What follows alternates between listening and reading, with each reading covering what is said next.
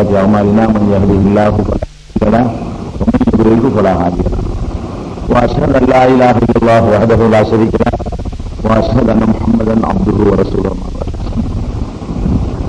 கண்ணியத்திற்குரிய எல்லாம் உள்ள அல்லாஹ் ஜல்ல ஷானஹு தஆலா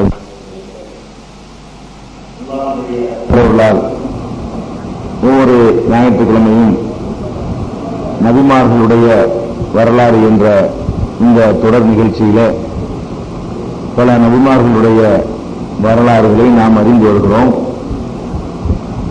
சென்ற வாரத்திலிருந்து சுலைமான் அலைஹிஸ்ஸலாத்து வஸ்ஸலாம் என்ற இறை தூதருடைய நபியுடைய வரலாற்றில் ஒரு பகுதியை அறிந்தோம்.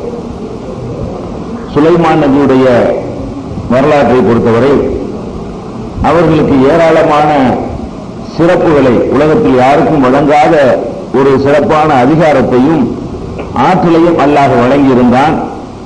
அதுல முக்கியமான ஒரு ஆற்றல் என்னவென்று சொன்னால், ஜின்கள் என்ற படைப்பையும் ஷைத்தான்களையும் அவர்களுக்கு அல்லாஹ் வசப்படுத்தி கொடுத்திருந்தான். அவர்கள் சொல்லக்கூடிய காரியங்களை எல்லாம் செய்யக்கூடிய அளவுக்கு ஷைத்தான்களும் ஜின்களும் அவருக்கு கட்டுப்பட்டு நடந்தன என்ற விவரங்களை எல்லாம் நம்ம சென்ற வாரத்தில் பார்த்தோம்.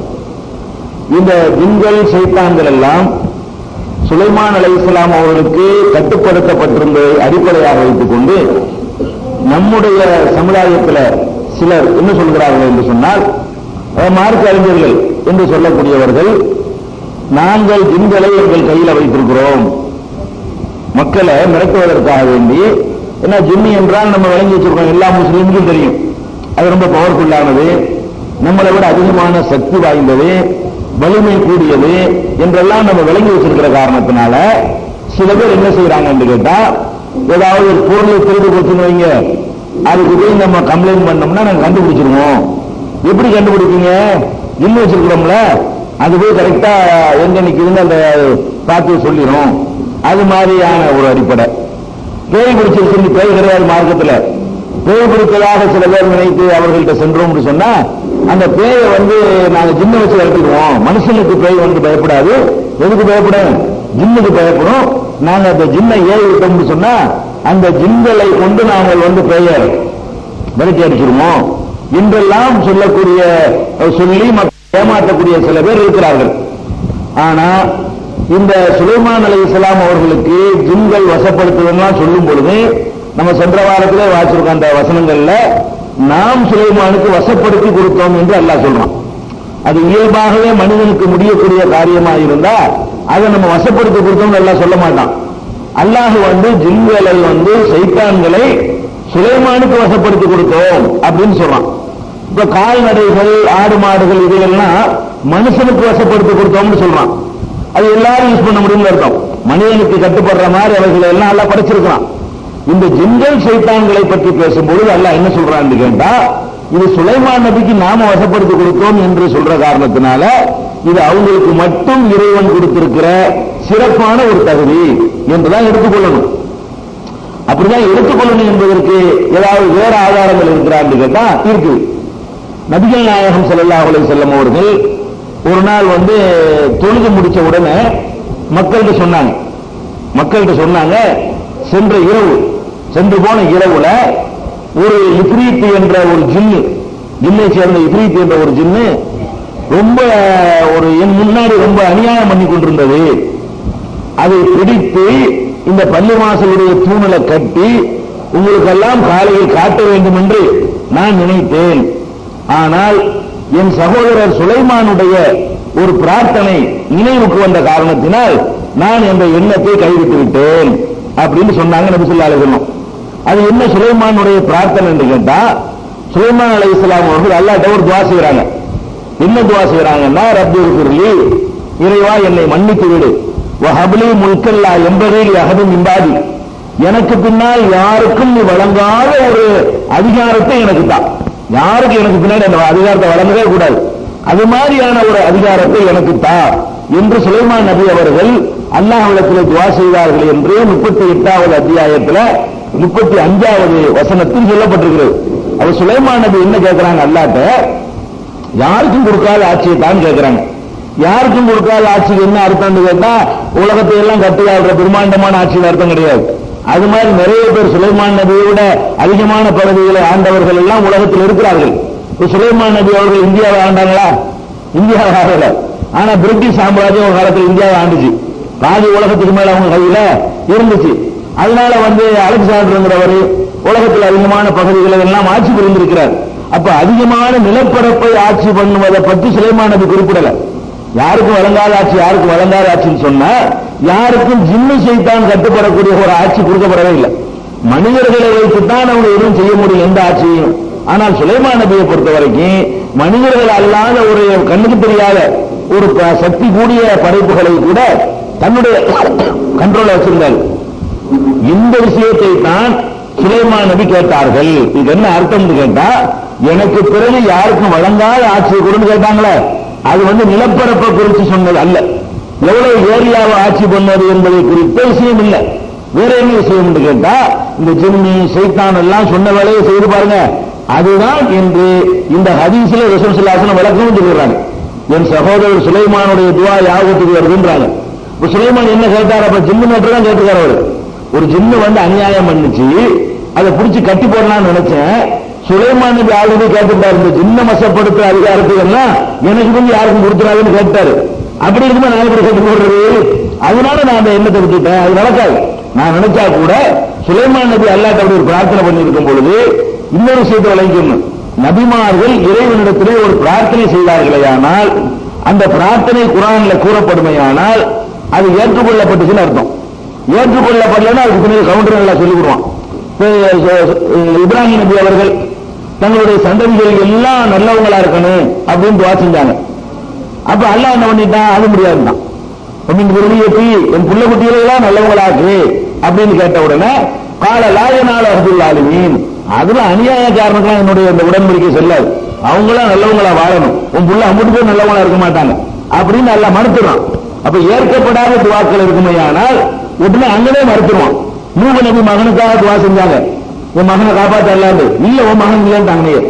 அப்ப எந்த துவாக்களே அல்லாஹ் நபிமார்கள் துவாவை சொல்லிட்டு அது மாட்டுக்கு சும்மா போயிட்டே இருக்கிறானோ அந்த துவா அல்லாஹ் இடத்துல ஏற்றுக்கொள்ளப்பட்டுச்சுன்னு அர்த்தம்.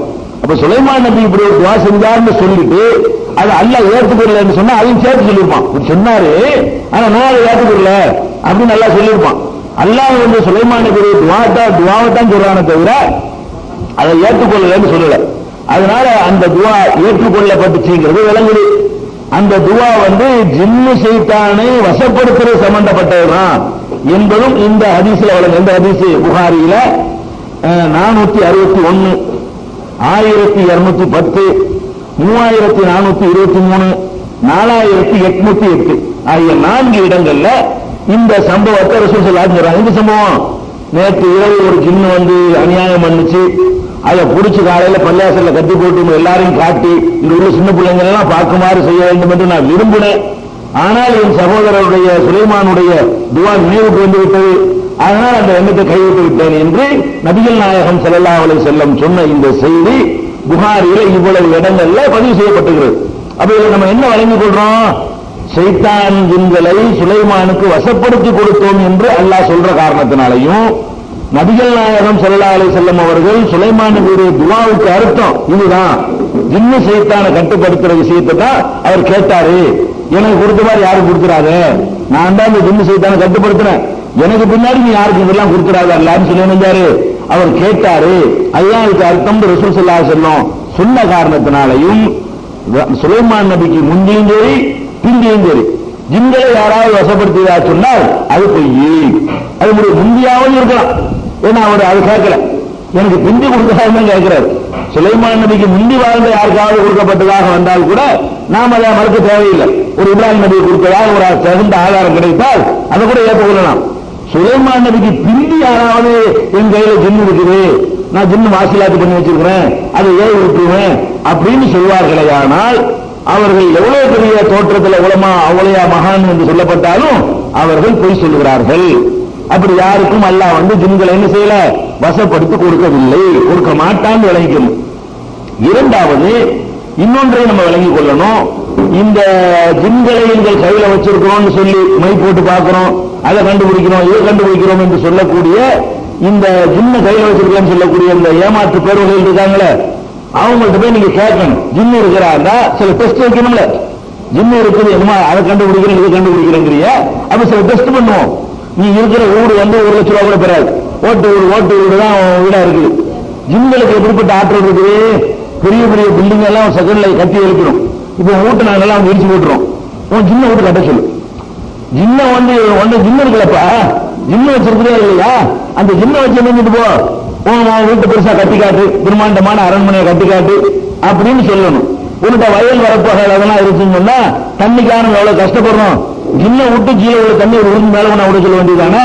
அதுகளெல்லாம் பெரிய பெரிய பிரம்மாண்டமான வேலைகள் எல்லாம் செஞ்சு கொடுத்ததாக போன வாரம் நம்ம சொல்லியிருக்கிறோம். சுலைமான் நபிக்கு வந்து முத்து குளித்த ஜின்கள் இருந்தன.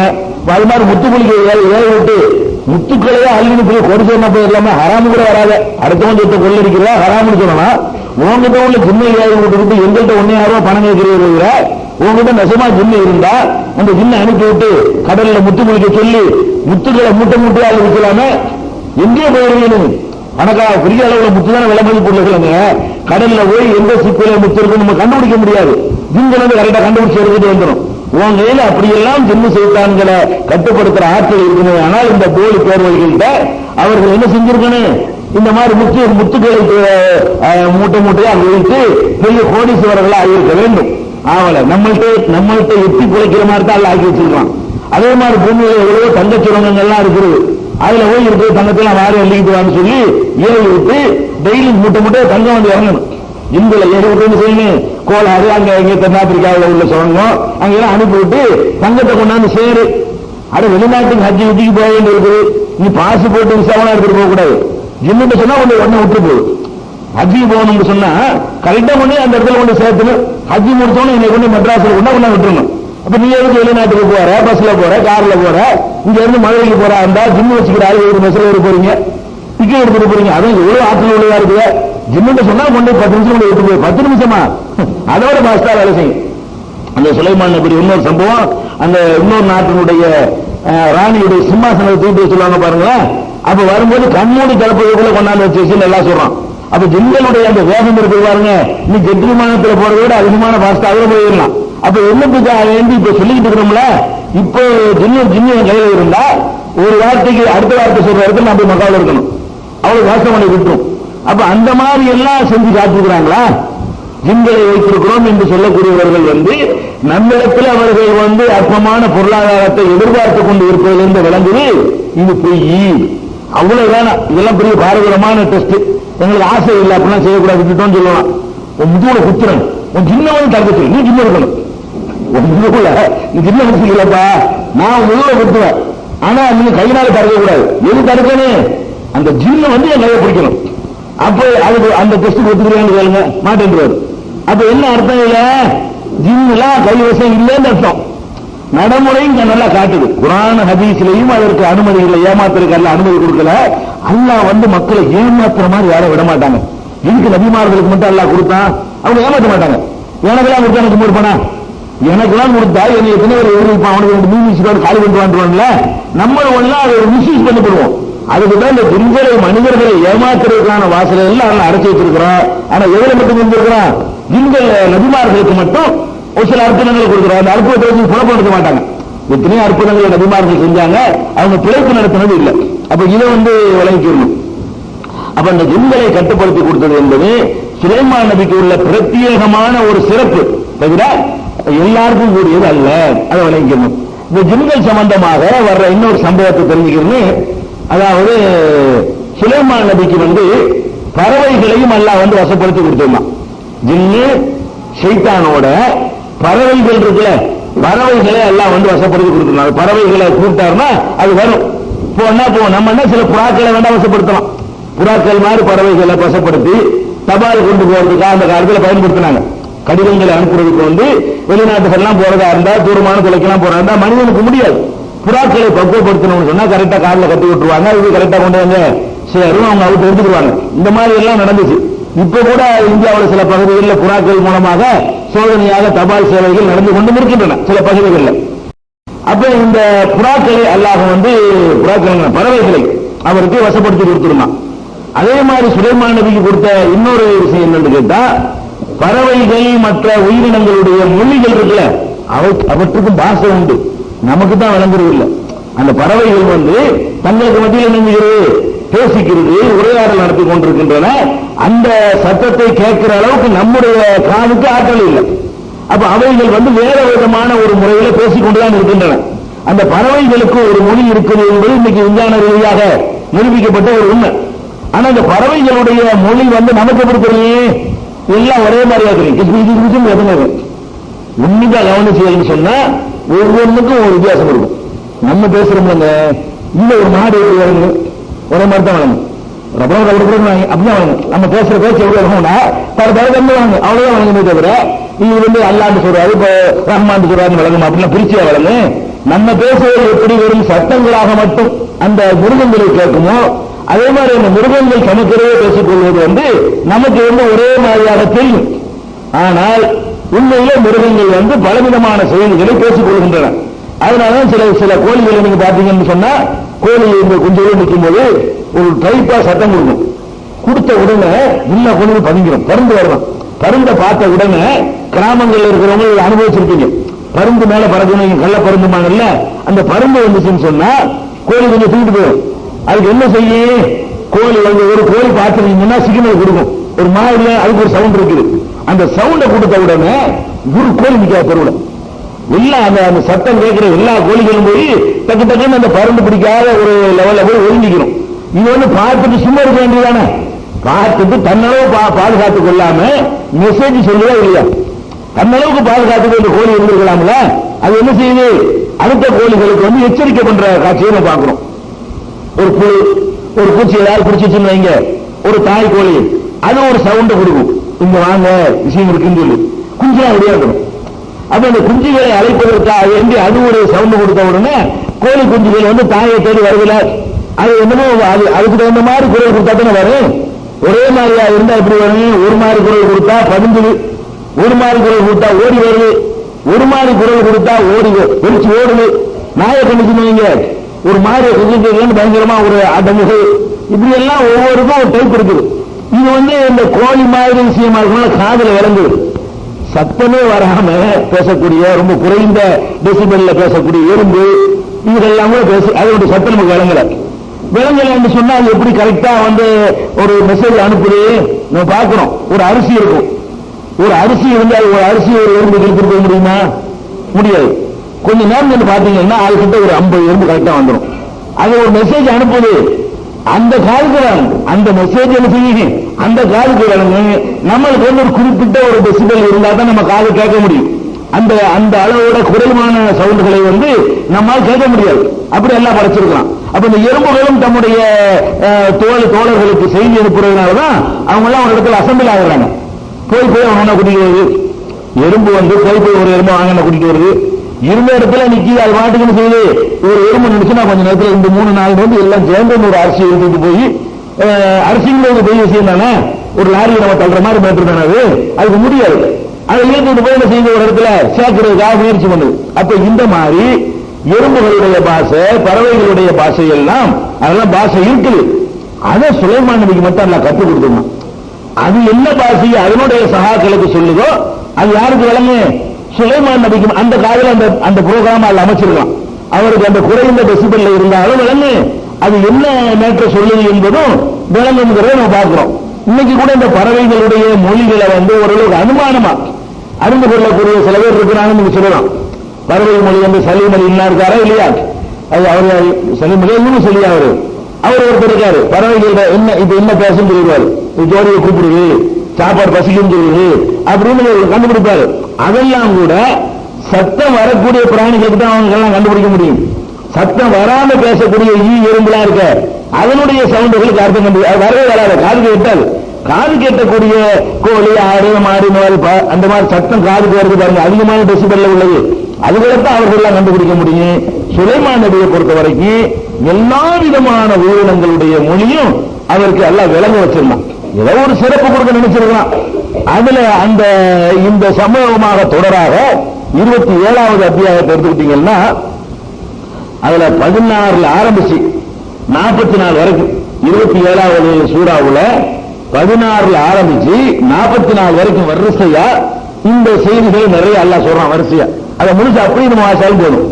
வரிசை சுலைமான தாவூத், சுலைமான் நபி தாவூதுக்கு வாரிசானார். வகால யா அய்யுஹன்னாஸ், மனிதர்களே, உல்லிமுனா மன்திகத்தையும், பறவையின் மொழிகள் எங்களுக்கு கற்றுத்தரப்பட்டிருக்கிறது. அவர் மக்களுக்கு சொல்றார். சுலைமான் நபி சொன்னாரு, பறவையினுடைய மொழிகள் எங்களுக்கு, அதனுடைய பேச்சு எங்களுக்கு கற்றுத்தரப்பட்டிருக்கிறது. ஊத்தினா மின்குள்ளி செய்யும், எல்லா விதமான பொருள்களும் இறைவனால் எங்களுக்கு வழங்கப்பட்டிருக்கிறது. இன்னஹாதா லஹுவல் ஃபதுல் முபீன், இது ஒரு மகத்தான ஒரு அருள் தான் என்று சுலைமான் நபி அவர்கள் மக்களை நோக்கி சொன்னார்கள். என்று சொன்னார்கள். நபி பேச மாட்டார்ல, அல்லாஹ் கற்றுக் கொடுத்ததுன்னு சொல்லுவார். அவரு இதுல இருந்தவருக்கு பறவையினுடைய மொழிகள் தெரிந்தன என்பது தெரிய வருகிறது. அதுக்கப்புறம் சுலைமான் நபி அவர்கள் ஜின்னு, மனிதன், பறவை இந்த பட்டாளங்களோடு என்ன செய்யறாரு, புறப்பட்டு போறாரு. ஒரு இடத்துக்கு போயிட்டு இருக்கிறார். சுலைமான் நபியும் போறாரு, மனிதர்கள் இருந்த படை வீரர்களும் கிளம்பி போறாங்க. அவருக்கு வசப்படுத்தி கொடுத்த ஜின்களும் போய்கிட்டு இருக்கிறார்கள். அவருக்கு கட்டுப்படுத்தி கொடுத்த பறவைகளும் மேல பறந்தபடியே அவரோடு சேர்ந்து பயணப்பட்டுக் கொண்டிருக்கின்றன.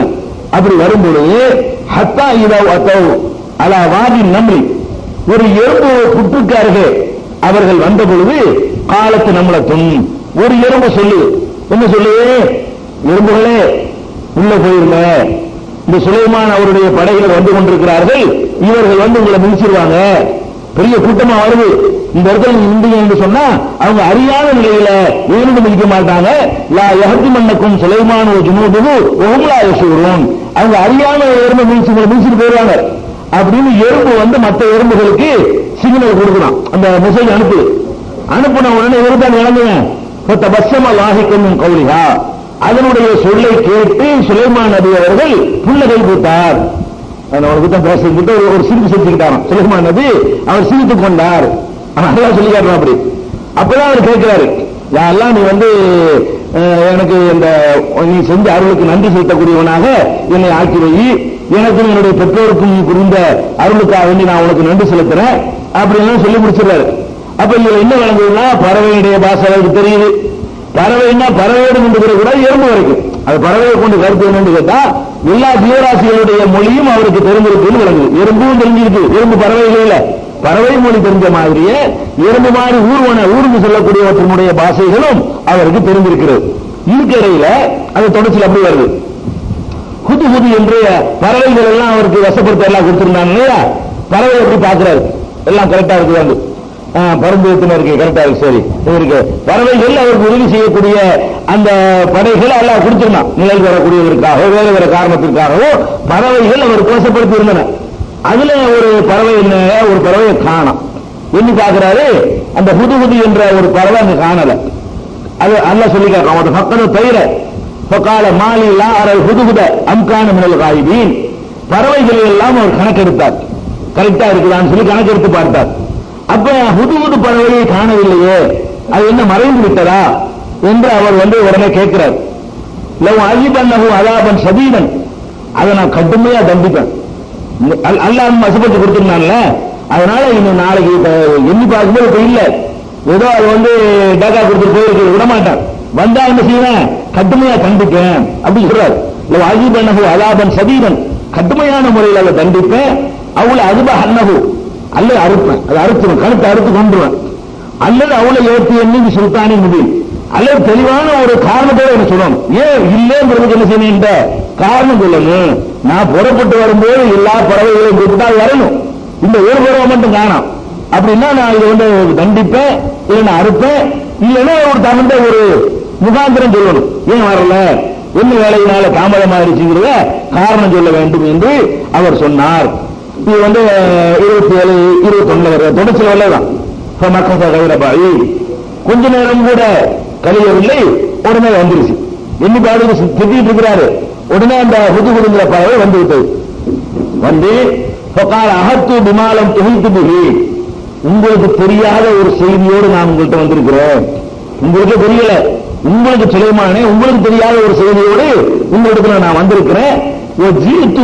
சபையின் நபையின் சபை என்ற ஊரில் இருந்து ஒரு உறுதியான ஒரு செய்தியை பெற்று வந்திருக்கிறேன். சபை என்ற ஒரு நாடு, அந்த நாட்டில் உள்ள ஒரு செய்தியை பார்த்துட்டு அது ஒரு வித்தியாசமான ஒரு காட்சியை நான் பார்த்ததுனால அதை கூர்ந்து கவனிச்சு லேட்டா போச்சு.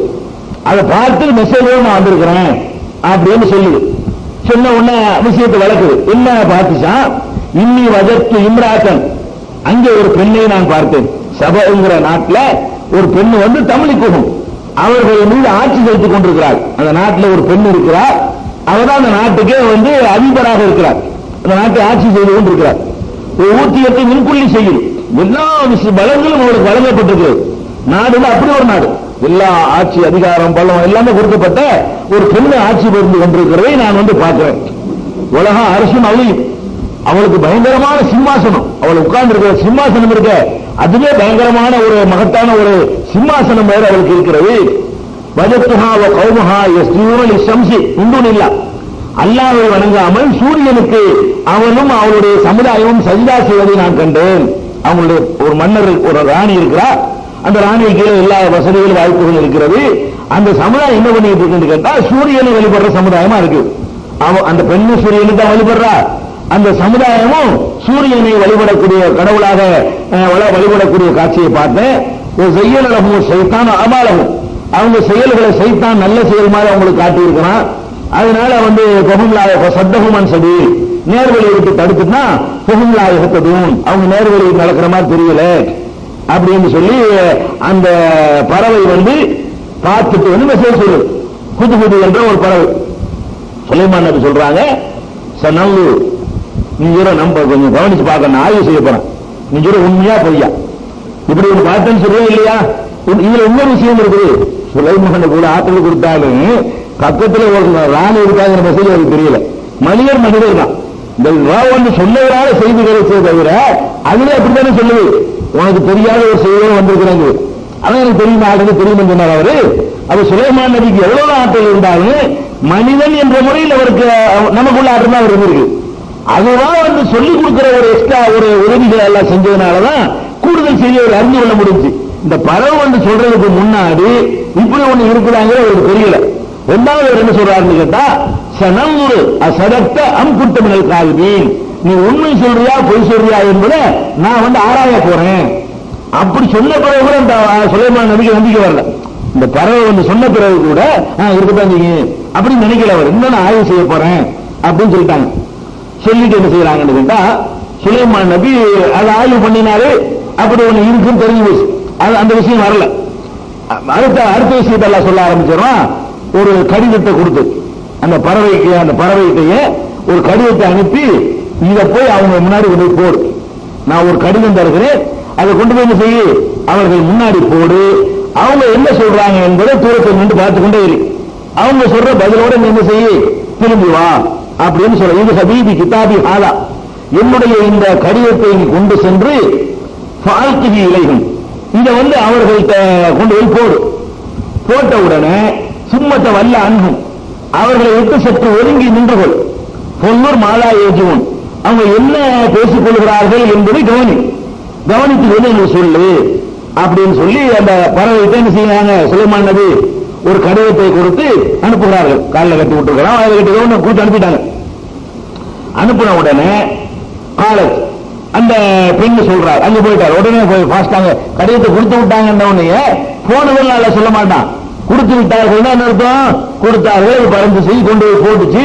போட்ட உடனே பொம்பளை படிச்சிருந்தா அந்த பொம்பளை சொல்லுது, யா ஐயோகள் மளவு பிரமுகர்களை சபையை கூட்டிச்சு, மந்திரி பிரதானிகள் எல்லாம் கூட்டிச்சு. உடனே அந்த கடிதத்தை பத்தி மக்கள்கிட்ட சொல்றதுக்காக வேண்டி, இன்னி உலுக்கிய இளைய கிதாபும் கரீம், ஒரு மரியாதைக்குரிய ஒரு கடிதம் எனக்கு வந்திருக்கிறது, எனக்கு போடப்பட்டிருக்கிறது. இன்னஹூமின் சுலைமான இன்னஹூ பிஸ்மில்லாஹிர் ரஹ்மானிர் ரஹீம், அந்த கடிதம் என்ன தோன்றுகிறது என்று சொன்னால் சுலைமானிடம் இருந்து வந்ததாக தோன்றுகிறது. அதனுடைய ஆரம்பம் பிஸ்மில்லாஹிர் ரஹ்மானிர் ரஹீம் என்று இருக்கிறது. அளவற்ற அருளாளனும் பிஸ்மில்லாஹ் இருந்திருக்காது அவங்க பாஷையில, இதனுடைய அர்த்தம் இருந்திருக்கும். இது அரபு சொல்ல பிஸ்மில்லாங்கிறது. இந்த பிஸ்மில்லாஹிர் ரஹ்மானிர் ரஹீமுக்கு என்ன அர்த்தமோ அந்த அர்த்தத்தை அந்த பாஷையில எழுதியிருக்கும். பிஸ்மில்லாஹிர் ரஹ்மானிர் ரஹீம், அளவற்ற அருளாளனும் நிகழ்ச்சி அன்புடையவனுமாகிய அல்லாஹ்வின் திருப்பெயரால் என்று அந்த கடிதம் துவங்குகிறது. அது என்ன மேற்று இருக்கிறது, அல்லாஹ் தஆலா அலைய வஅத்துனி முஸ்லிமீன், நீங்கள் வந்து எனக்கு எதிராக நீங்கள் வந்து மிகைக்க நினைக்காதீர்கள், எனக்கு கட்டுப்பட்டு வாருங்கள். என்ன ஆளுகைங்கிறதா நீங்க எல்லாம் இருக்கணும் அப்படின்னு சொல்லி அந்த கடிதத்தில் சுலைமான் நபி குறிப்பிட்டிருக்காங்க. நீங்க எல்லாரும் என்ன செய்யணும், நான் ஒரு பெரிய ஜிம்மு சைத்தான்லாம் வச்சு ஆட்சி பண்ணிட்டு இருக்கிறேன், நீங்க ஒரு பக்கத்துல தனியா இருந்தீங்கன்னா சரியா வராது, எனக்கு கீழே நீங்க வரணும் அப்படின்னு சொல்லி அதுல வந்து எழுதிக்கிறார். இந்த செய்தியை அந்த அம்மா வந்து மக்கள்கிட்ட சொல்லு. இங்க அப்புறம் என்ன செய்யறதுக்கு முன்னாடி இன்னொரு செய்தி நம்ம தெரிஞ்சுக்க வேண்டிய செய்தி என்னன்னு கேட்டா, கடிதங்கள் எழுதும் பொழுது சுலைமான் நபி என்ன பண்ணிருக்கிறாங்க, பிஸ்மில்லா அல்லாஹ்வின் பெயரால் எழுதியிருக்கிறாங்க. அவற்றை அருளாளனும் நிகரத்து அன்புடையவனுமாகிய அல்லாஹ்வின் திருப்பெயரால் சொல்லி சுலைமான் நபி கடிதம் எழுதி அனுப்புறாங்க. யாருக்கு அனுப்புறாங்க இந்த கடிதத்தை? ஒரு இஸ்லாத்தை ஏற்றுக்கொள்ளாத சூரியனை வணங்கக்கூடிய ஒரு பெண்ணுக்கு, அல்லாஹ் வணங்காதவங்க, அவங்க சூரியனை கடவுளாக நினைக்கக்கூடியவர்களுக்கு அதை எழுதி அனுப்புறாங்க. நம்ம என்ன நம்ம சமுதாயத்தில் என்ன நினைக்கிறாங்கன்னு கேட்டா, தபால்ல பிஸ்மில்லா எழுதக்கூடாது, கடிதத்தில் என்ன செய்யக்கூடாது, பிஸ்மில்லா எழுதக்கூடாது. ஏன் எழுதக்கூடாது? மற்றவங்க எல்லாம் தொட்டுவாங்க, அதான் அல்லாஹ் நம்பாதவங்க எல்லாம் கைனால தொட்டுருவாங்க, அல்லாஹ் தொட்டா என்னங்க தொடுறதுதானே சுலைமான் நபி அனுப்பி வச்சாங்க. சுலைமான் நபி அது இதே மாதிரியான மக்களுக்கு தான் கடிதம் அனுப்புறாங்க. அதுல வந்து அதுக்கு தான் 756 மாலை கண்டுபிடிச்சு வச்சுக்கிறாங்க.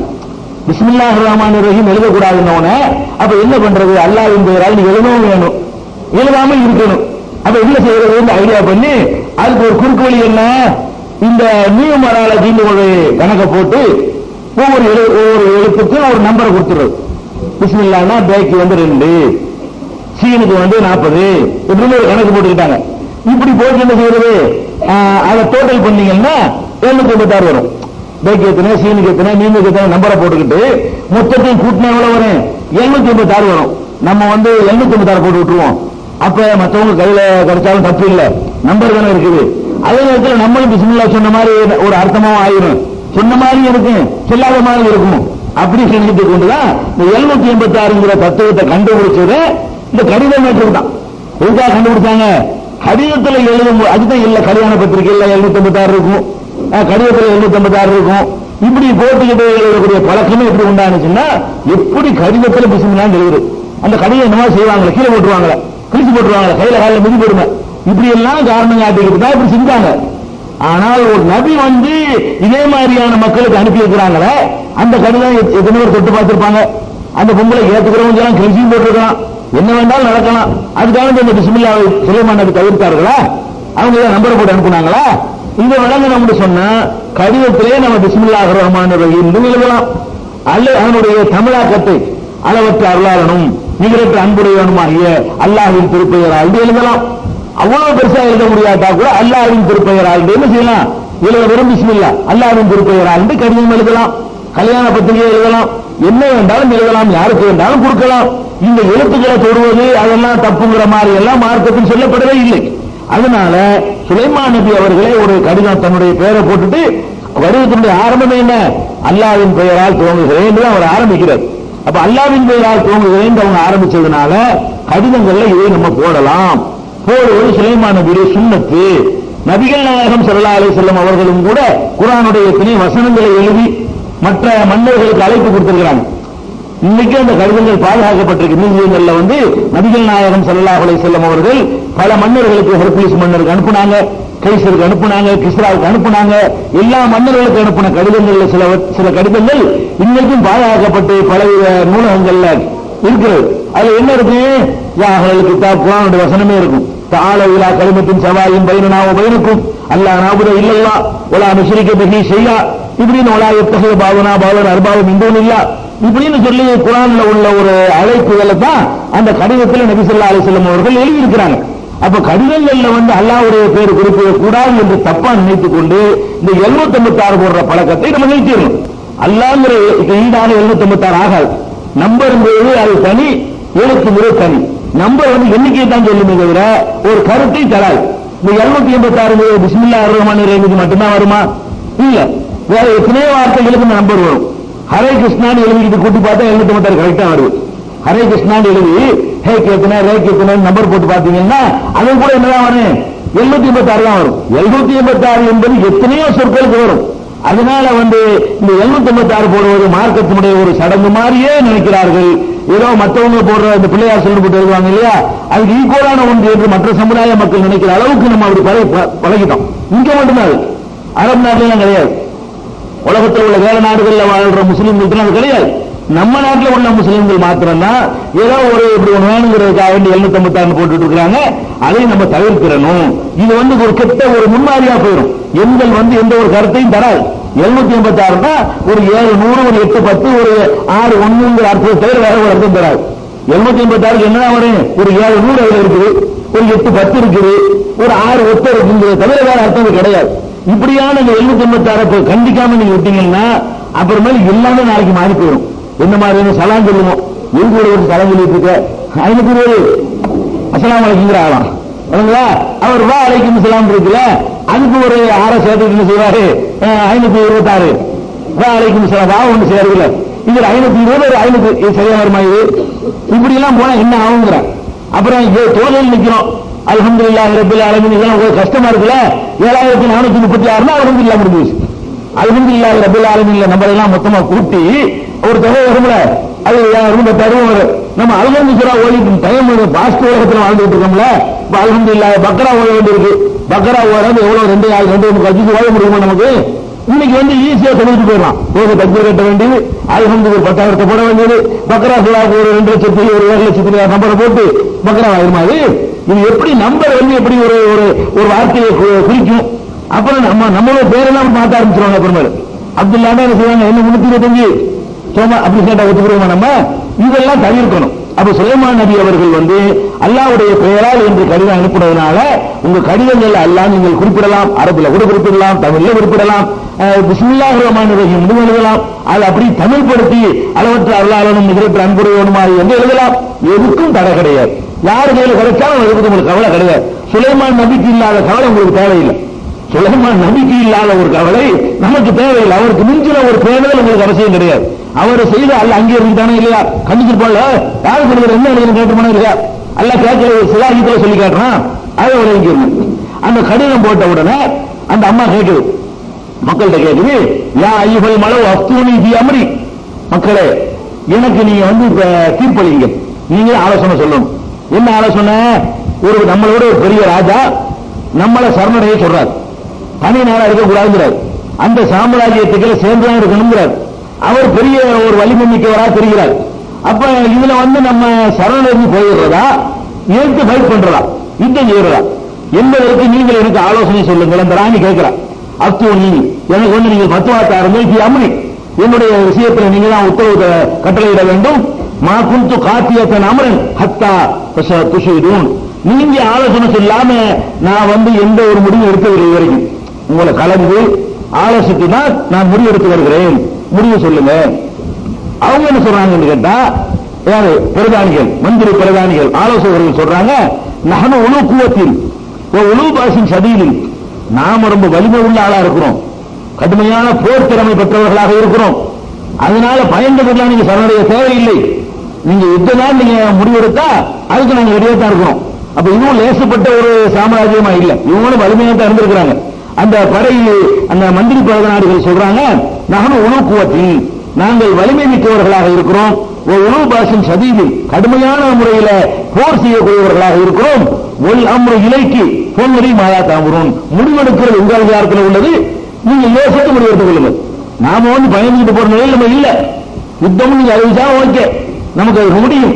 இல்லை எதுக்கு சண்டைன்னு நினைச்சீங்கன்னு சொன்னா சரணடைகிற முடிவு நீங்க எடுத்தாலும் எங்களுக்கு மாற்று கருத்து இல்லை அப்படின்னு 2 பேர்த்தையும் சொல்லிட்டு அவர்கள் பிரதானிகள் ஒதுங்கிக் கொள்கிறார்கள்.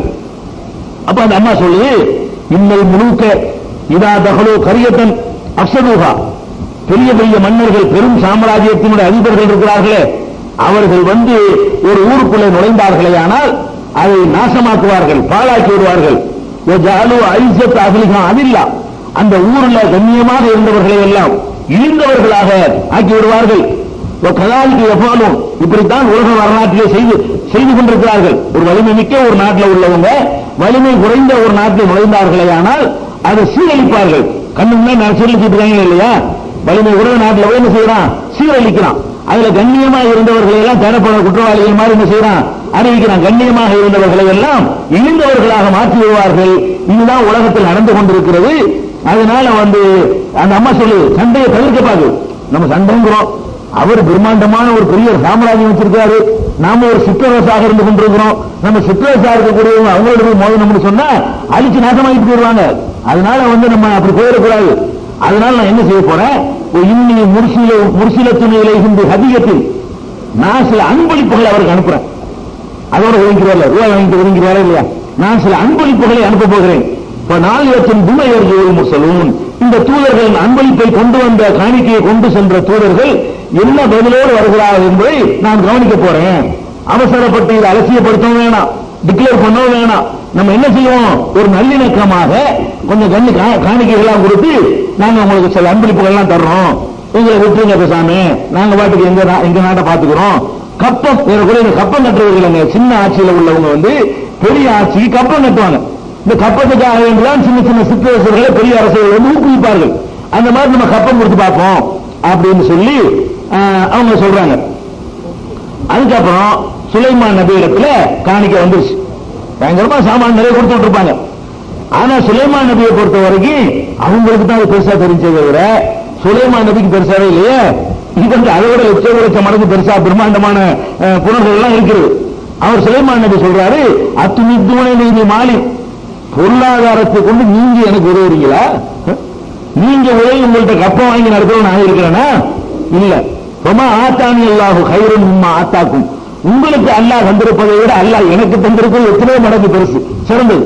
நீங்க எனக்கு தர்ற காசுக்காக வேண்டி நான் உங்களுக்கு இந்த கடிதம் அனுப்பவில்லை, கப்பங்களுக்கு அனுப்பவில்லை. அல்லாஹ் உங்களை விட எனக்கு அதிகமாக தந்திருக்கிறான். அதனால பல் அன்தும் பி ஹதியத்திக்கும் தஃப்ரஹூன், உங்கள் அன்பளிப்பை நீங்களே மகிழ்ச்சியாக வைத்துக் கொள்ளுங்கள். உங்க அன்பளிப்பு எனக்கு தேவையில்லை, நீங்களே வச்சுக்கிறீங்க, இதை விட ஜாஸ்தியா நான் தருவேன். அதனால இதுக்கு நான் மயப்பட மாட்டேன் அப்படின்னு சொல்லிட்டு இறுதிய இலையும் தூதர்களை சொல்றாரு, நீ போ. பல நாட்டி என்னகும் ஜுனூதின் லா கிபலஹும் பிஹா, அவர்கள் எதிர்க்க முடியாத ஒரு படையோடு வருவோம் என்று சொல். குட்டி குட்டியா ஊருக்கு ஊர் நாடு சொல்லிக்கிறதா, அதனால அவங்க எதிர்க்க முடியாத ஒரு படையோடு என்ன செய்வோம், நாம வருவோம்.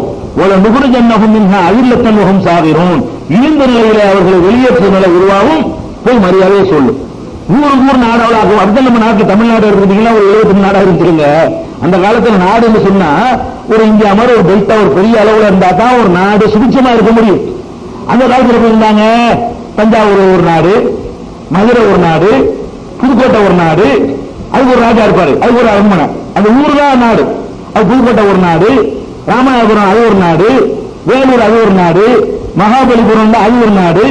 இப்படி ஊருக்கு ஊரு கிராமத்துக்கு கிராமம் சில நாடுகளை பார்த்தோம்னு சொன்னா இன்னைக்கு அதெல்லாம் பட்டிக்காடு மாதிரி இருக்குது. அது ஒரு நாடாக இருக்குது கணக்குல. சிவகங்கை தான் ஒரு நாடு. அந்த காலத்துல சிவகங்கை இருக்கு, சிவகங்கை சீமை சொல்றது. சிவகங்கை ஒரு நாடு.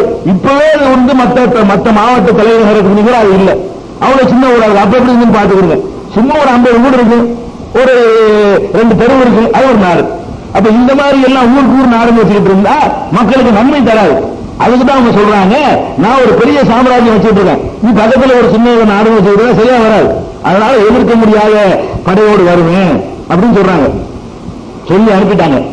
அனுப்பிட்டு தூதர்கள் போய்கிட்டு இருக்கிறாங்க. அதுக்கடையில் ஒரு வேலை பண்றாரு இவர் சுலைமான் நபி. என்ன செய்யறாரு, ஒரு வேலை பண்றாரு. பிரமுகர்கள் எல்லாம் கூப்பிடுறாரு. பிரமுகர்கள் யார் இருப்பா, ஜின்னு இருக்கு, சைத்தான் இருக்கும், மனிதர்கள் எல்லாம் இருப்பாங்க. எல்லாரும் இருக்கிற சபையில கூப்பிட்டு ஐக்கும் அரசியா கபல ஐயத்துணி முஸ்லிமீன், அவங்க நமக்கு கட்டுப்பட்டு வருவதற்கு முன்னால் அவருடைய சிம்மாசனத்தை கொண்டு வரணும். இது பதில் சொல்லி அனுப்பிட்டேன். அவங்க கண்டிப்பா ஏற்றுமிக்க மாட்டாங்க, வந்துருவாங்க. நாங்க உங்க இதுல சேர்ந்துக்கிறோம், நாங்க தனி நாடு நடத்தல என்றுதான் சொல்ல போறாங்க. அந்த பொம்பளை ஒத்துக்கிட்டு வர்றதுக்கு முன்னாடி அவர் சிம்மாசனம் இங்க வரணும், எனக்கு சேரணும். யார் கொண்டு வருவா அப்படின்னு சுலைமான் நபி கேட்கிறாங்க. அப்ப கால இஃப்ரீத்து மினல் ஜின்னி, ஜின்களை சேர்ந்த இஃப்ரீத்து என்ற ஒரு ஜின்னு சொல்லது, ஆனா ஆத்திக பிஹி கபல அன் தக்கூமல் மகாமிக, உட்கார்ந்து இருக்கிற இடத்துல இருந்து நீங்கள் எந்திரிக்கிறதுக்குள்ள, உட்கார்ந்து இருக்கிறதுல இருந்து உட்கார்ந்து எந்திரிக்க எவ்வளவு நேரம் ஆகும், ஒரு 2 செகண்ட் ஆகுமா, அவ்வளவுதான். இந்த 2 செகண்டுக்குள்ள என்ன செய்வேன், நான் உங்கள்கிட்ட கொண்டு வந்துடுவேன். இப்ப உத்தரவு போடுங்க, நீங்க உட்கார்ந்து எந்திரிக்கிறதுல இங்க இருக்கு, எங்க இருக்க சபை நாட்டில் இருக்கக்கூடிய ஒரு சிம்மாசனம், நீங்க உட்கார்ந்து எந்திரிக்கிறதுக்குள்ள என்ன செய்ய உங்க கண்ணுக்கு முன்னாடி இருக்கும், அதை நான் கொண்டு வந்துடுவேன் சொல்லிட்டு அந்த ஜின்னு சொல்லுது, இன்னி அலைகில கவியும் நமீன், நான் அதுக்கு வலிமை உள்ளவன், நான் நம்பிக்கையான ஓடிட மாட்டேன், அதனத்தில் எனக்கு வலிமை இருக்கிறது அப்படின்னு ஒரு ஜின்னு சொல்லுது.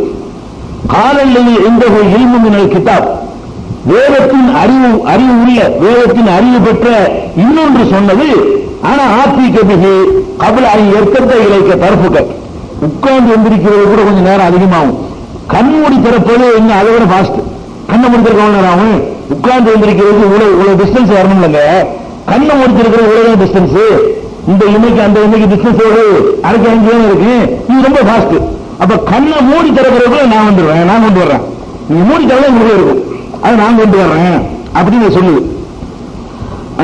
சொன்ன உடனே ஆனா ஆத்திக்க போய் கபலாய் ஏற்பட்ட இலைக்க தரப்புக்க, உங்களுடைய கண்மூடி திறப்பதற்கு முன்னால் நான் உங்களிடத்தில் கொண்டு வந்துடுவேன் என்று சொன்னது. அம்மாராக முஸ்தகரன் என்பது அவருக்கு முன்னாடி இருப்பதை அவர் உடனே பார்த்தார்.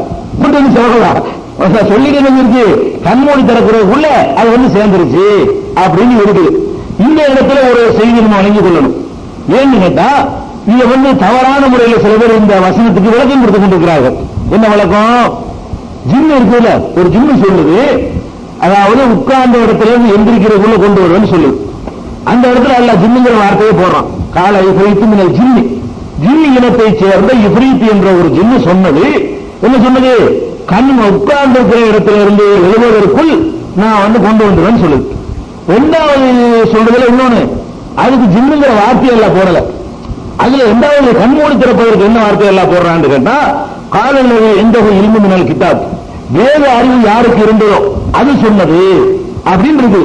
இது மனுஷன் தான், இது அவுலியாவை சொல்லுது. இந்த இடத்துல சில விளக்க உறவுகள் என்ன பண்றாங்கன்னு கேட்டா, இது வந்து ஜின்னு தான் அதை சொன்னிச்சு, வேதத்தின் அறிவு பெற்றதுன்னு இருக்குல்ல, இது வந்து ஜின்னு சொல்லல. மனிதர்களே அப்படி ஒரு ஆற்றல் மிக்கவர்கள் இருந்தாங்க, ஜின்னையெல்லாம் மிஞ்சக்கூடிய அளவுக்கு. அந்த மனிதர் தான் ஒருத்தர் சொன்னார், அவருக்கு வேத அறிவுலாம் இருந்தது, கிதாபை பற்றி அறிவு இருந்தலாம். அந்த வேத அறிவு பெற்ற இன்னொன்று வருகிற அந்த இன்னொன்று என்பது மனிதனைத்தான் குறிக்கிறது. அதுதான் அந்த மனித மகான் தான் சொன்னாரு, நான் கண்ண மூடி திறக்கிறோட கொண்டு வருவேன் சொன்னாரு. ஜின்னு சொன்னிச்சு உட்கார்ந்து இருக்கிறத எந்திரிக்கிறத கொண்டு வருவேன். மகான் சொன்னாரு, என்ன சொன்னாரு? கண்ண மூடி திறக்கிறத கொண்டு வந்துடுவேன், மகான் தான் வச்சுக்கிறேன்னு சொல்லி அதை வந்து பாதிடுறாங்க. இந்த இடத்துல ஜின்னு என்றும் சொல்லப்படவில்லை, மனிதன் என்றும் சொல்லப்படவில்லை. யாரிடம் வேத அறிவு உள்ளதோ அவர் சொன்னார்னு இருக்கு. அவருங்கிறது ஜின்னையும் குறிக்கும், மனுஷனையும் குறிக்கும். இப்ப இவங்க என்ன எதை வச்சு சொல்றாங்க? ஜின்னுன்ற வார்த்தைங்க இல்லாததுனால இது மனிதர்கள் தான் சொல்லிட்டு அதுல இருந்து எக்ஸ்ட்ரா டெவலப் பண்றது. ஜின்னு ஆற்றல் மிக்கதுதான், ஆனா ஜின்னை விட மகானுக்கு ஆற்றல் கூட. மகான்கள் நினைச்சாங்கன்னு சொன்னா கண்ணை மூடி திறக்கிறதுக்குள்ள உன்னை கொண்டு வந்துருவாங்கன்னு இப்படி எக்ஸ்ட்ரா சேர்த்து கொண்டு போகிறார்கள். ஆனா ஒரு விஷயத்தை வழங்கிக் கொள்ள வேண்டும், குர்ஆன் முழுவதும் நம்ம ஆராய்ச்சி பண்ணோம்னு சொன்னா மனிதனுக்கு என்ன ஆற்றல் என்பதை அல்லாஹ் வரையறுத்து சொல்றான். ஜின்களுக்கு என்ன ஆற்றல் என்பதை நம்ம வரையறுத்து சொல்றான். மனிதனுடைய ஆற்றலுக்கு ஜின் ஆற்றல் நீங்க பார்த்தீங்கன்னு சொன்னா மனிதனை விட பல பல பல 100 மடங்கு ஜின்களுக்கு ஆற்றல் இருந்ததாக திருமறை குர்ஆன் சொல்லு. மனிதர்கள்ல யாருக்கு இப்படி ஒரு ஆற்றல் இருந்தா அல்லாஹ் சொல்லவே இல்லை. இந்த பறவைகளை பார்த்துட்டு வந்து சொல்றதுக்கு முன்னாடி சுலைமான் நபிக்கே தெரியல, இவருக்கு முந்தின ஒரு ஆளா நான் கேட்கிறேன், இது மனிதர் தான் இவர் செய்யறாருன்னு சொன்னா சுலைமான் நபியை அனுப்பி அங்கே கேட்கிற, அதுக்கு மேல அவர் செஞ்சுட்டு வர. சுலைமான் நபி அவருக்கு உள்ள ஒரு வேத அறிவு கொடுத்த மகானில கொண்டு வந்தார்னு சொன்னா அதுக்கு மேல பெரிய மகான் சுலைமான் நபி தானே. ஒரு இந்த மகானை விட ஒரு நபி வந்து பெரிய மகான் தானே.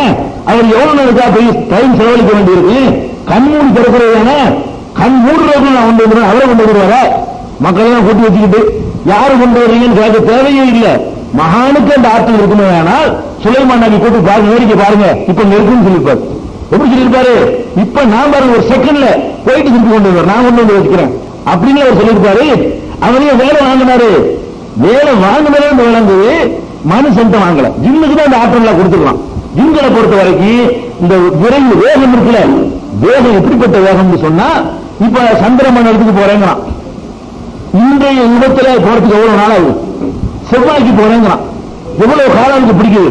இவ்வளவு பாஸ்டான வாகனம் கண்டுபிடிச்ச பிறகு கூட. ஆனா ஜின்கள் என்னன்னு கேட்டா இதெல்லாம் தாண்டி முதல் வாரம் இருக்க அங்க போய் ஒட்டுக்கட்டு வந்துடுறான். அப்ப என்ன வேகமா போகும் பாத்துக்கிறோம். ஜின்களை பற்றி அல்லாஹ் குர்ஆன் என்ன சொல்றான்னு கேட்டா, நபிகள் நாயகம் ஸல்லல்லாஹு அலைஹி வஸல்லம் வருகைக்கு முன்னாடி வரைக்கும் நாம போய் அங்க போவோம், ஒட்டு கேட்டு கொண்டிருந்தோம். இப்ப வந்து அல்லாஹ் விரட்டி அடிக்கிறான், நேற்று வரைக்கும் ஒட்டு கேட்டு இருந்தோம் அப்படின்னு ஜின்கள் சொன்னதாக வருகிறது. முதல் வானம் என்பது எங்க இருக்கிறது? இந்த சந்திரனை தாண்டி, செவ்வாயை தாண்டி, சூரிய மண்டலத்தை தாண்டி, இந்த கேலக்சியை தாண்டி, அதுக்கப்புறம் எத்தனையோ கேலக்சிகள் இருக்கு, அதையெல்லாம் கடந்து கோடான கோடி கோடி கோடி கோடியா எவ்வளவு சேர்த்துக்கிட்டு சென்னை அளவுக்கு சைபர் போட்டுக்கிறது. அவ்வளவு தொலைவுல மயில இருக்குது வானுலகம் என்பது.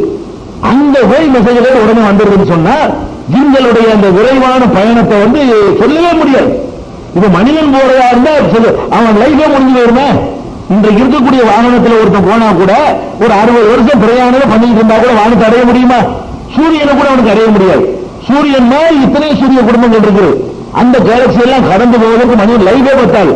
அப்ப ஜின்களை பொறுத்த வரைக்கும் என்ன, அங்கனைக்கு அடுத்த இங்கனைக்கு ஒரு செகண்ட் எங்கனைக்கு அடுத்த செகண்ட் வானலோகத்தில் மலைக்கு என்ன பேசுறான்னு கேட்கறது ஓடும். அந்த தீயை விட்டு எரிஞ்சோடு மறுபடியும் இருக்கு. இவ்வளவு ஃபாஸ்டா போகக்கூடிய சக்தி மனுஷனுக்கு கொடுக்கப்படல, ஜின்னுக்கு கொடுக்கப்பட்டிருக்குது.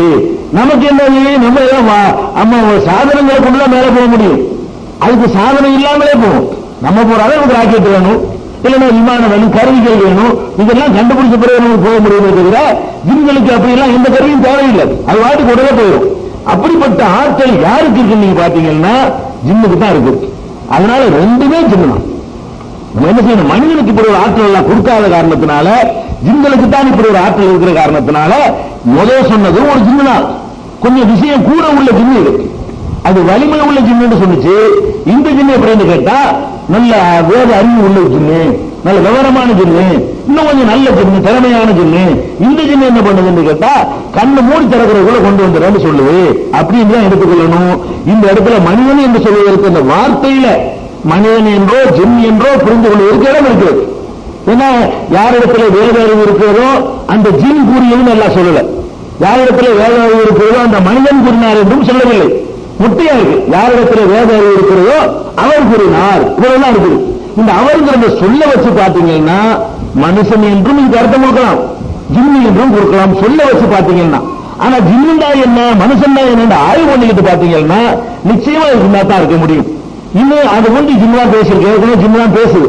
இரண்டாவது விஷயம் என்னன்னு கேட்டா இப்படி மனுஷனுக்கு அப்படி இருக்குமே, ஆனால் கண்டிப்பா சுலைமான் நபிக்கே இருந்திருக்கும், அவருக்கு இப்படி இருப்பாரு. இதெல்லாம் சிந்திச்சு பார்த்தோம்னு சொன்னா இது ஜின்னுலயே ரெண்டு ஜின்னு, ஒரு ஜின் இப்படி சொல்லுது, ஒரு ஜின் அப்படி சொல்லுது.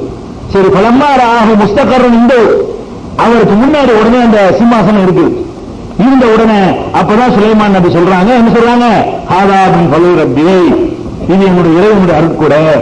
எப்படிப்பட்ட ஆட்கள் அங்க இருக்க சிம்மாசனத்தை அடுத்த செகண்ட் அதே செகண்ட்ல இங்க கொண்டாந்து வைக்கிறதா இருந்தா எவ்வளவு பெரிய அருட்கூட. இது என் இறைவனுடைய அருட்கூடை.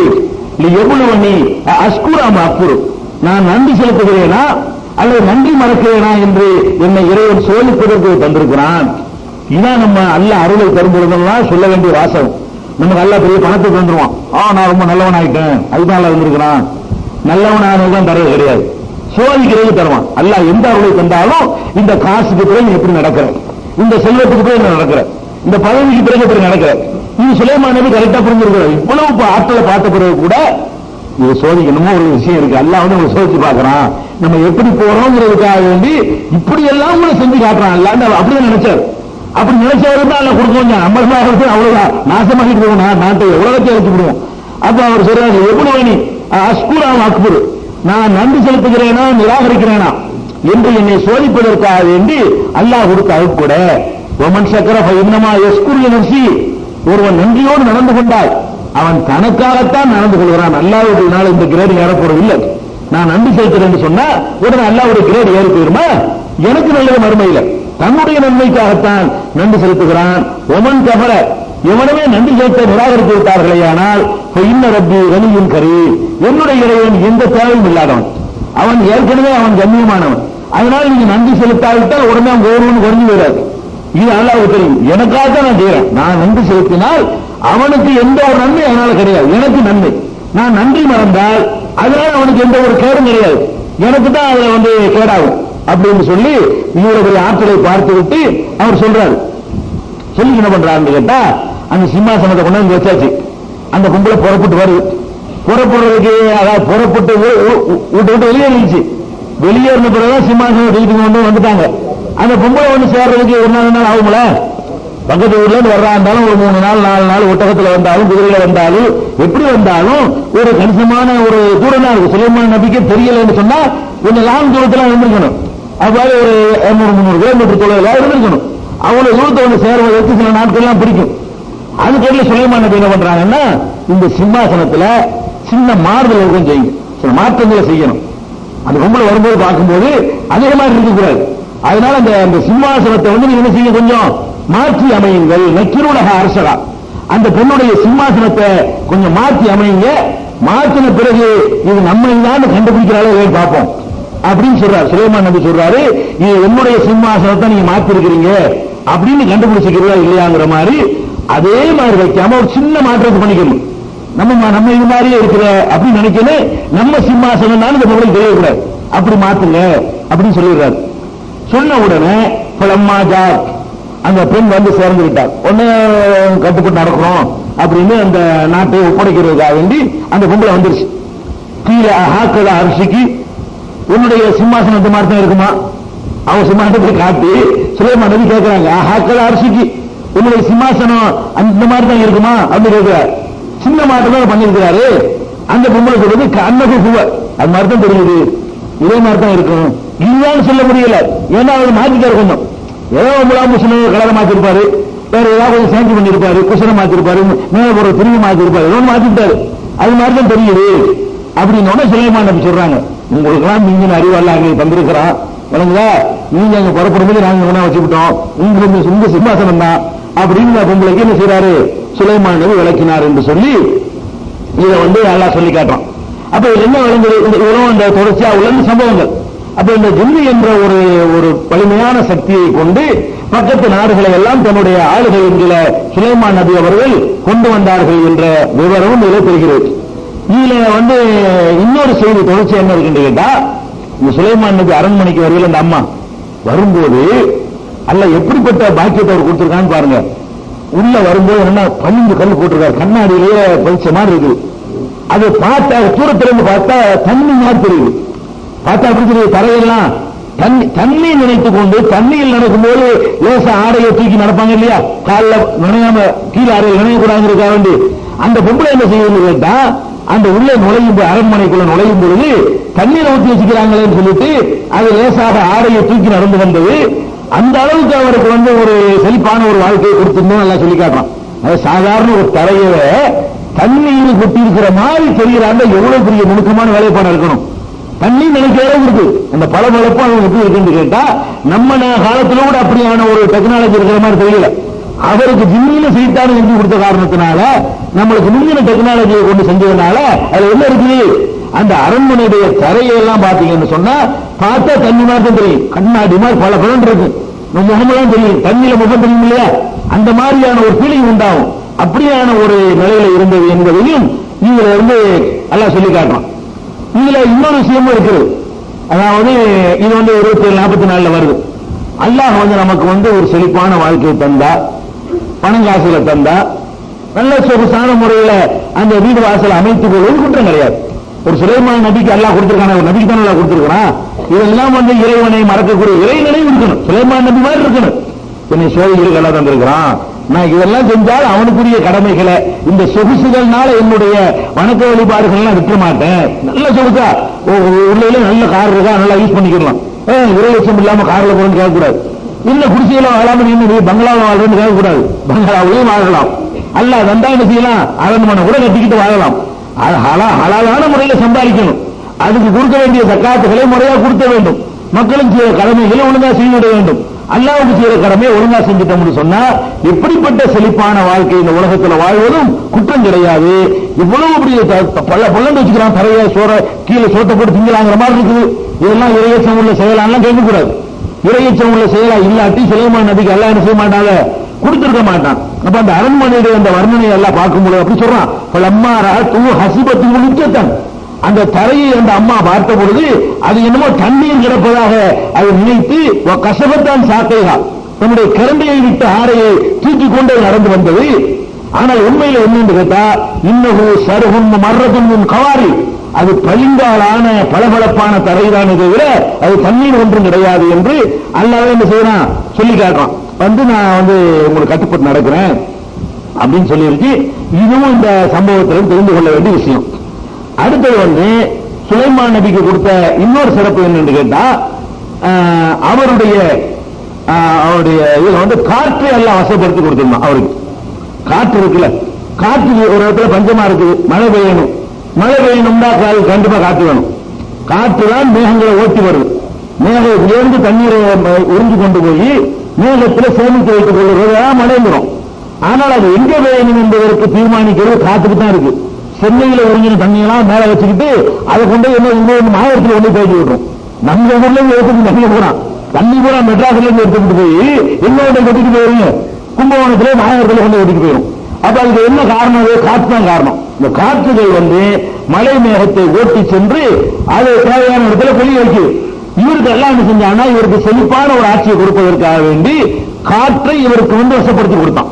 அதனால என்ன செய்வார்னா, எங்க வறட்சி இருக்கு, வறட்சிக்கு கம்ப்ளைண்ட் வந்துச்சுன்னா ஒரு அரசாங்கம் தண்ணியை தொட்டி திறக்கணும், தண்ணி டேங்கி திறக்கணும், குடிநீர் திட்டம் அமல்படுத்தணும், அந்த வரையிலும் அவருக்கு கிடையாது. எங்க வறட்சியா இருக்குதோ அந்த மேகத்தை இருக்கு நான் கொண்டு விடு, அது ஒழிஞ்சிடும். இப்படியான ஒரு எல்லாம் கொடுத்துருந்தான் இறைத்துறை என்பதற்காக வேண்டி அந்த காற்றையும் அவருக்கு வந்து அல்லாஹ் வசப்படுத்தி கொடுத்தான். 21வது அத்தியாயத்தில் 81வது வசனத்தில் அல்லாஹ் சொல்கிறான், ஒலி சுலைமான ரீஹ, சுலைமானுக்கு காற்றை வசப்படுத்தி கொடுத்தோம். தஜ்ரீபி அம்ரிஹி, அவரது கட்டளைப்படி அதை ஓடும். வசப்படுத்தி கொடுத்தோம் சொன்னா நமக்கு தான் அல்ல காற்றை வசப்படுத்தி வந்திருக்கிறான். சுவாசிக்கிறது, சுவாசிக்க முடியல இல்லையா, சுவாசிக்க முடியாமல் ஆட்சி என்ன இருக்குது, செத்து போயிருக்கும். அப்ப நமக்கும் காற்றை எல்லாம் வசப்படுத்தி வந்திருக்கிறான். சுவாசிக்கிற அளவுக்கு மட்டும் அவருக்கு வசப்படுத்தி கொடுத்தா சொல்லி கேட்கிற அளவுக்கு, அவர் சொன்னதை கேட்கும். அப்ப காற்றை அவருக்கு வந்து வசப்படுத்தி கொடுத்தான் அப்படின்னு 21 இருக்கு. 34:12 கூட எல்லாம் என்ன செய்யறான்னு கேட்டா, ஒலி சுலைமான ரீஹ, சுலைமானுக்கு காற்றை வசப்படுத்தி கொடுத்தோம் என்று எல்லாம் சொல்லி காட்டுறான். 40வது அத்தியாயம் 36வது வசனத்திலையும் கூட சஹர்னா லஹு ரீஹ, அவருக்கு காற்றை நாம் வசப்படுத்தி கொடுத்தோம். தஜ்ரீபி அம்ரிஹி, அவரது கட்டளைப்படி அதை செல்லும் அப்படின்னு எல்லாம் சொல்றான். அப்ப சுலைமான் நபிக்கு கொடுத்த இன்னொரு ஆற்றல் சிறப்பு என்னன்னு கேட்டா, காற்று அல்லாஹ் வந்து அவருக்கு வசப்படுத்தி கொடுத்து, காற்று வந்து அவர் சொல்றத வந்து கேட்கும். அந்த மாதிரி இப்ப நமக்கு காற்றை வசப்படுத்திருந்தான்னு நீங்க ஒரு புழுதி போயில விட்டு அமைக்க காலி பண்ணிருப்பாங்கல்ல, ஒரு புழுதி போயில அடிச்சு பரட்டி விட சொன்னோம்னு சொன்னா அதோட எந்த பீரங்கி ராணுவம் அணு ஆயுதம் எல்லாத்தையும் யாரும் கண்ணு ரேடியில் ஒன்றுங்க அந்த மாதிரி ஆக்கிருப்பாங்க இல்லையா. இப்படியான சில காரியங்கள் காற்று யூஸ் ஆகும். அந்த காற்றை அல்லாஹ் வந்து அவருக்கு வசப்படுத்தி கொடுத்ததாக சொல்லி காட்டுறான். அது போல இந்த காற்றை கூட எப்படி வசப்படுத்தி கொடுத்தான்னு கேட்டா, அதனுடைய வேகத்தையும் நல்லா சொல்லி காட்டான். சுலைமானுக்கு காற்றை வசப்படுத்தி கொடுத்தோம்.